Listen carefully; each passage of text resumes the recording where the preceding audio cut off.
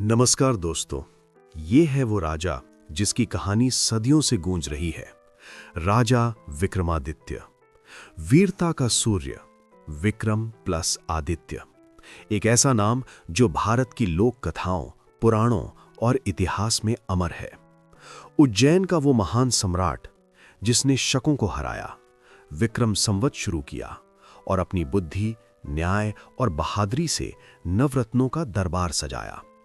आज की इस वीडियो में हम विक्रमादित्य की पूरी कहानी सुनाएंगे, उनकी शुरुआत से लेकर साम्राज्य की शान तक, और फिर उन रहस्यों को उजागर करेंगे जो आज भी इतिहासकारों को सोच में डालते हैं। चलिए इस वीर राजा की यात्रा पर निकलते हैं। कहानी शुरू होती है उज्जैन से, प्राचीन अवंती की राजधानी, जहां नदी किनारे महल थे और बाजारों में संस्कृति की महक थी। विक्रमादित्य का जन्म एक राज परिवार में हुआ। कुछ कथाओं में वो परमार वंश के राजा गंधर्व सेन के बेटे थे, कुछ में महेंद्रादित्य के। लेकिन एक बात तय थी, बचपन से ही वो बहादुर और बुद्धिमान थे। युवा होते ही उन्होंने शकों के आक्रमणों का सामना किया। वो विदेशी योद्धा जो उत्तर पश्चिम भारत पर कब्जा कर रहे थे। विक्रमादित्य ने उन्हें हराया और 57 ईसा पूर्व में विक्रम संवत की शुरुआत की, आज भी भारत में इस्तेमाल होने वाला कैलेंडर। ये जीत इतनी बड़ी थी कि उन्हें शकारी कहा गया, शकों का दुश्मन। उनका साम्राज्य विशाल था, पश्चिम में सिंधु नदी से उत्तर में बद्रीनाथ तक, पूर्व में कपिला और दक्षिण में रामेश्वरम तक। वो चक्रवर्ती सम्राट थे, न सिर्फ योद्धा बल्कि न्यायप्रिय राजा। उनका दरबार नवरत्नों से सजा था।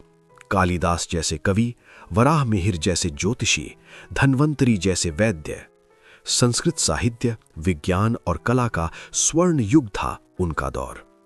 लोग उन्हें देवतुल्य मानते थे। न्याय के लिए वो रातों को शहर घूमते, आम लोगों की सुनते।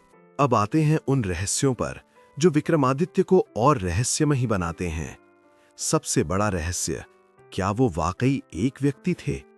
इतिहासकार कहते हैं कि विक्रमादित्य एक उपाधि थी, वीरता का सूर्य।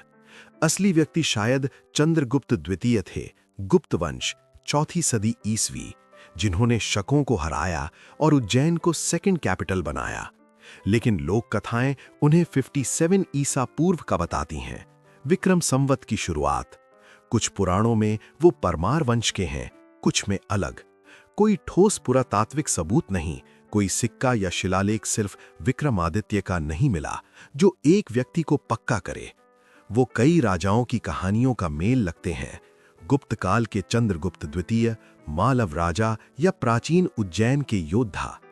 अगली रहस्यमयी चीज बेताल और सिंहासन की कहानियों में उसी विक्रमादित्य का होना है। ये 11वीं 12वीं सदी की किताबों में लिखी गईं। सोमदेव की कथा सरित सागर में बेताल 25 और सिंहासन 32 में 32 कहानियां। क्या ये असली घटनाएं थीं या बाद में जोड़ी गईं?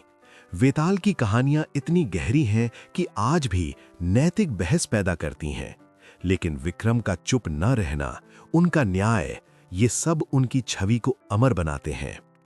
विक्रमादित्य की कहानी खत्म नहीं होती। वो एक राजा से ज्यादा है, भारत की सांस्कृतिक याद, न्याय, बहादुरी, बुद्धि का प्रतीक।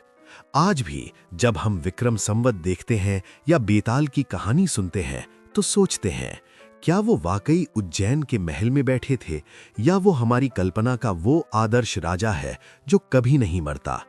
आप क्या सोचते हैं? हमें कमेंट्स में बताएं।